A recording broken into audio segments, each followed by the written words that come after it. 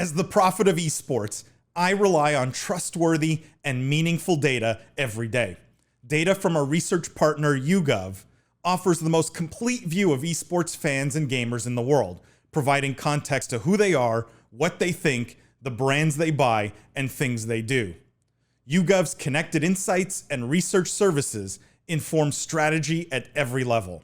If you're a team, a brand, agency, or rights holder, you should be talking with YouGov. Their partners measure and maximize ROI and are telling compelling stories with data. Visit yougov.com/gaming-esports to learn more. This one was a bit of a minor story, but all streamer related, so I kind of wanted to stay on this theme. And this is a Blue Diamond, like almonds, partners with 100Thieves to create summer camp experience, bringing gaming's largest streamers together. So basically what they're doing, they're bringing 16 of the largest streamers, influencers, and content creators. They're going to team up and compete in archery, water relay races, go-kart racing, and more. And obviously 100Thieves is turning this into a show, like a series, I guess, a 7-part series. And they're going to have behind the scenes and the whole bit. Now, I thought kind of a fun concept, but in the context of the numbers we just saw, do these kinds of activations make sense all of a sudden? Like you probably wouldn't go do some silly kind of summer camp thing with archery if you weren't looking for like a payday, right?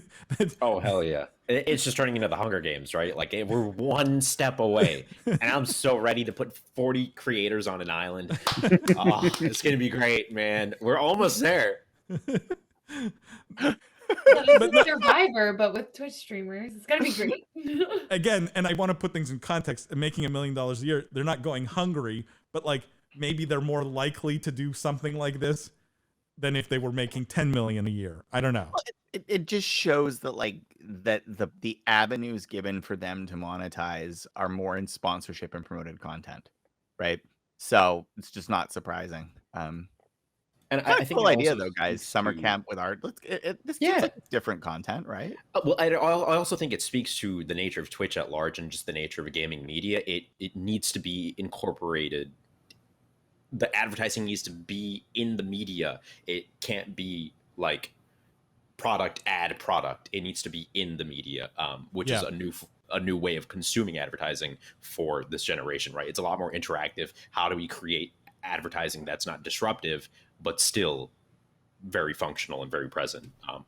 Let's hope no one chokes on an almond while go-kart racing, but you know, that would be it's not like bad. that really integrated advertising. It's just the name of a right. That's what I mean. Instead of it on a show, I don't know. Yeah, instead of saying like the innovative. Do you think we can look forward to some shameless sponsored interstitial content? Like before the go-kart race, let's all get our energy up with a handful of almonds. Yeah, obviously. I mean, if they're paying this much for the show, yeah, I'm sure. Oh, these almonds shoving almonds into their face. Yeah. One of them is gonna have a peanut allergy. They're gonna use an EpiPen. Like that'll be a whole, narrative, one episode.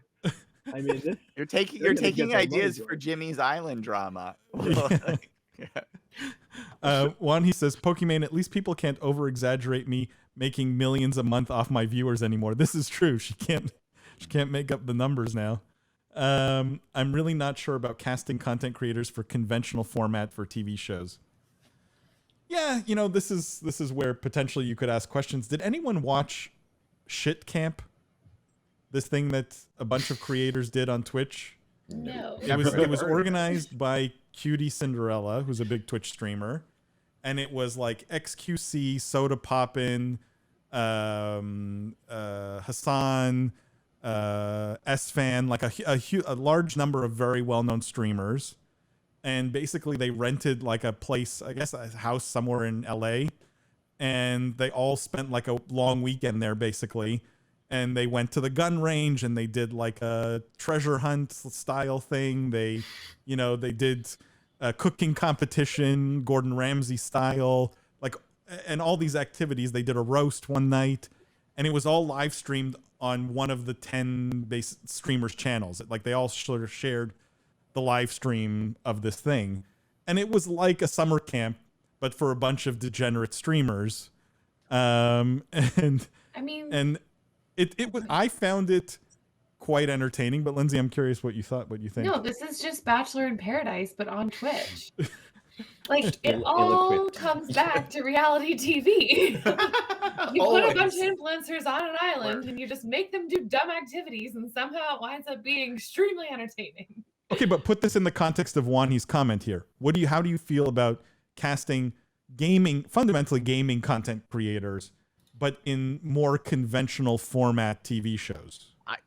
I like this, guys. I mean, I'm just gonna come right out and say, like, look, there was a big deal when they started casting comedians in dramas. Like, remember that when, like, and then singers in, dramas and comedy films. And like, the reality is these people are charismatic and they're entertainers and they generally cross genre pretty well.